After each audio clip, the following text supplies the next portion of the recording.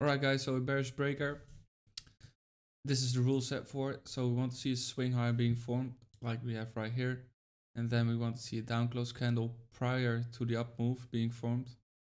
This is the down close candle. And then we want this high being rated followed by a dump without any resistance.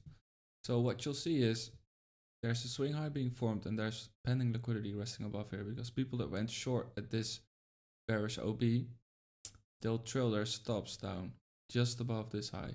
Let's say if they went short here, their initial stop loss will be above this high, and then as soon as it starts breaking down, they'll get greedy and they will trail their stop towards this high. So what you'll see is they'll sweep that high once more and then it breaks down.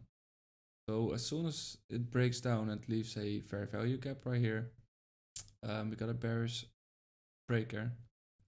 This is at the 50% or at a premium to enter a short. We wait and we can set a limit order. If you want to make sure you get filled, you'll set it at the bottom of the breaker and your stop goes above the breaker. Now what's our target? It's this daily OB, daily breaker, my bad, at this fair value gap as well. So this is the setup we're taking. Now let's hit play. So we are starting to consolidate just below the breaker, which is ideal as well because there's liquidity being built up on both sides right now. And then boom, it hits the breaker and it hits the target right there.